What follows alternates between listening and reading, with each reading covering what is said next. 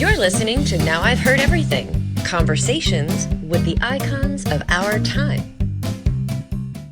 Unfortunately, we have a culture wherein the truth is told with hate and lies are told with love. And we've got to learn to be truthful to one another in ways that bring out the best instead of attacking someone. Bestselling author Rita Mae Brown, today on Now I've Heard Everything. I'm Bill Thompson.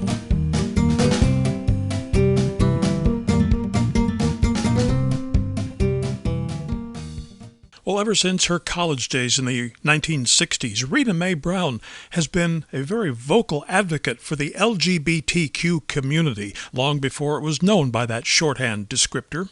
Brown was also active in the anti-war movement, the feminist cause, and the lesbian liberation effort. She also holds 2 doctorates in literature and in political science, but she is also well known and beloved for her fiction, including her cozy mysteries, all set in rural Virginia, and her standalone novels. In fact, her 1973 book, Rubyfruit Jungle, has become a literary classic. I first met her in 1993, when we had the first of what would become many conversations over the coming years. We talked about her novel, Venus Envy, the story of a young woman who makes one of those life choices that changes everything, and not always for the better. So here now, from 1993, Rita Mae Brown. It starts in the hospital with a young woman who's dying. She's got lung cancer from smoking 2 packs of cigarettes a day. And she's withheld herself from others all of her life. She's quite a repressed person who lives in the bosom of Episcopalian abundance. And she decides that the only useful thing she can do in the 24 or 48 hours remaining her on Earth is to write letters to her family and the people closest to her and tell them exactly what she thinks of them and to tell them some truths about herself. She goes to bed that night after writing the letters thinking she will die. She's prepared to meet her maker. And she's rudely awakened the next morning. The hospital's made a mistake. She's going to live. Well, you've never seen a sick woman run so fast. She gets out to the nurse's station. The letters have gone. She's now got to live with the truth. You know, it strikes me that there was an I Love Lucy episode along these lines. I mean, not that she was dying, but, this is the stuff of sitcoms, if you're not careful, the running after the mail truck and going into the sacks of mail to try to find... do you have to be careful that you don't cross the line into slapstick? I think you do, but then again, I'm a writer who deals in comedy, and let me explain it this way. Tragedy is for those who feel, comedy is for those who think. So that I tend to see the world in a social context, and I tend to see the disparities and how we're always slipping and sliding, trying to conform to be something we're not, very often. And I don't think I've gone over the line, but I never know. But I'd rather fail going over the line than be a chicken and not go far enough. And for anybody who is wondering, well, what's the big deal? So she told a few folks what she thinks of them. It's not worth getting upset over. Her reply to Yancey is priceless. She said, Yancey, what would happen if the people in your life, if you wrote to the people in your life and told them what you really thought of them? And he says, after a pause, I take your point. and of course, one of the things that's so shocking about this terribly proper woman who's been accepted at the highest social circles and of course was born into them is that she reveals that she's a lesbian, which forever changes their perception of her. And it causes her no end of trouble. She loses friends. The family blows up over it. And she also directly addresses her brother's alcoholism, which everybody's very busy sweeping under the rug. And she goes right for it, which causes a real moment between brother and sister where they have to decide, are we going to talk to each other or are we just going to keep the hatred going? And he finally, after being a bit of a jerk, understands that maybe she's on to the right thing. And he begins to become truthful himself, which causes even more of a mess. So now we've got brother and sister offending practically everyone. See, that also occurred to me that you've got a family that's been, shall we say, challenged and troubled for a number of years. The letters that she would write would not have been nearly as inflammatory if she'd come from a sweet Ozzie and Harriet type family, would they? Well, I think the family's the transmission belt of pathology quite often. And the thing that I want the reader to do, of course, you always want your reader to participate in the book. I want the reader to ask what would happen if I did this. But I also want them to play with it and to realize or to ask questions like, if she didn't think she were dying, would her letters have been so blunt? If she had reached the point where she could be honest, if she'd worked her courage up, maybe she would have been a little more diplomatic. But she thinks she's on her way out. So, boy, she just goes out in flames. I mean, she's cruel in some instances. Well, where's the line between honesty and cruelty? I don't know, and unfortunately we have a culture wherein the truth is told with hate and lies are told with love. And we've got to learn to be truthful to one another in ways that bring out the best. Instead of attacking someone, waiting until it gets so bad and say, and I don't like this about you, and I don't like that about you. I've never liked that about you. Right. Oftentimes it's little things. Women will really clue into this. You get up in the morning, and your husband is shaved over the sink, and he's left the whiskers in the sink. It's a little tiny thing. If you're a woman, it'll drive you crazy. Usually she runs the water, she washes it down, she doesn't say anything. It'll come out in a fight, you know. Just get it out, get it over with, get on. Tell them to shave in the shower.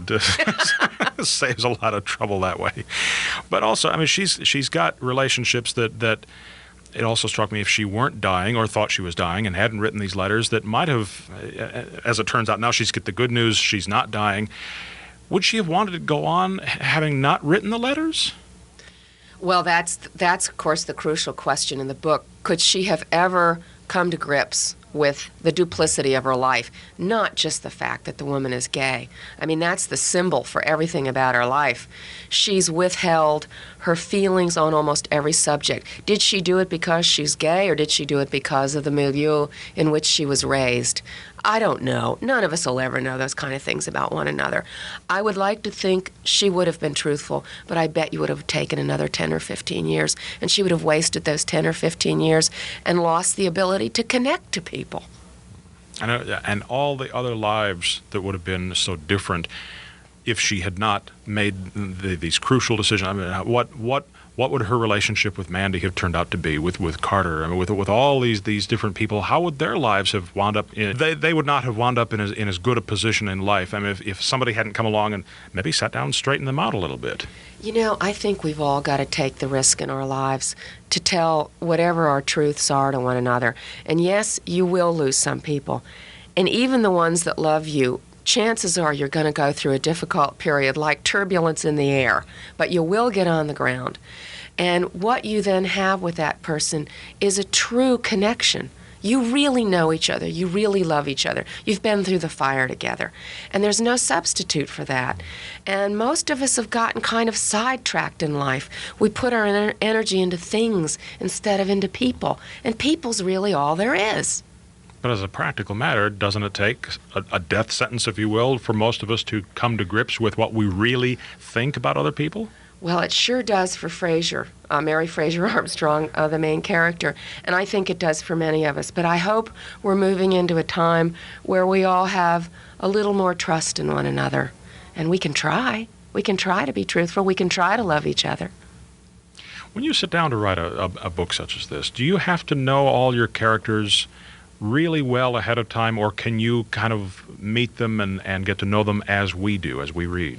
I have to know them, and I have to be in love with them. Even the ones that you don't like, I have to be in love with them. In this case, the mother. Of course, I love the mother, in a way.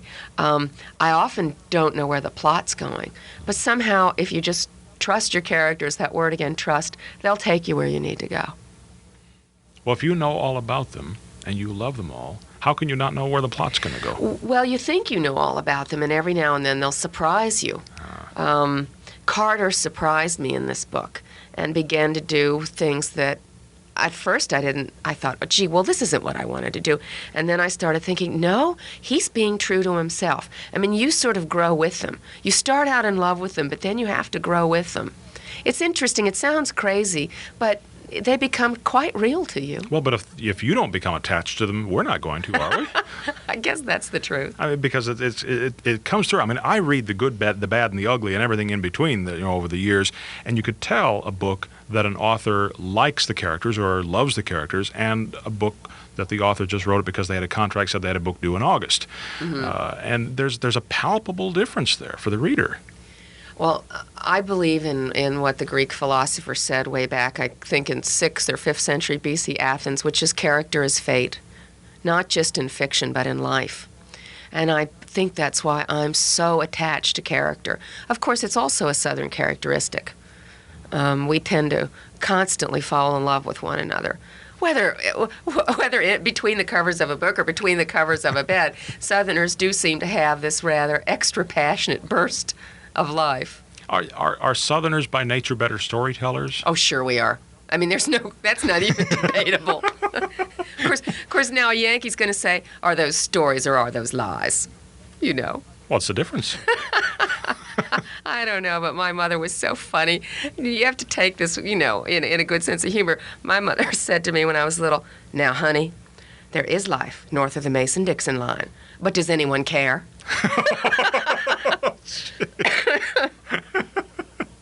Well, there is from the very first, from the get-go, if you will, there is that Southern flavor about the characters, and it took me a few moments to realize that that's what it was. But when I did, when the realization kicked in, then I thought, yes, I'm starting to really get into the characters and the story now. I think the more specific you are as a writer, the more true you are to place, to time, and to people.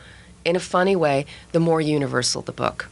When you type the end, when the story is over, and you've put the string around the manuscript and sent it off to the publisher, does it feel like you've lost friends? Have you had to say goodbye? Do you grieve? Yeah, you do. At first you're euphoric because you can't believe you did it. I mean, even though I've done 16 or 17 by now, I still can't believe it each time. And then you've been hearing those voices, you know all about them, and it's the party's over, and you have to clean up and go to bed, kind of, and it's really rather sad. Do you get tired of the humor by the time you've polished it and shaped it? No, I don't, but I'm probably conceited. I think I'm endlessly funny. I think it gets funnier for me each time. Isn't that awful to say? I know I'm supposed to be modest, but I really do like it. You should be. Your humor isn't punchline humor. It's situational humor. Well, I just happen to think life is funny. I think every one of us in any 24-hour period are confronted with situations that are hysterically funny. And oftentimes you're in the middle of it and you have to make choices. Well, it's just as easy to make the wrong choice as the right choice. And you don't know until you've made the choice.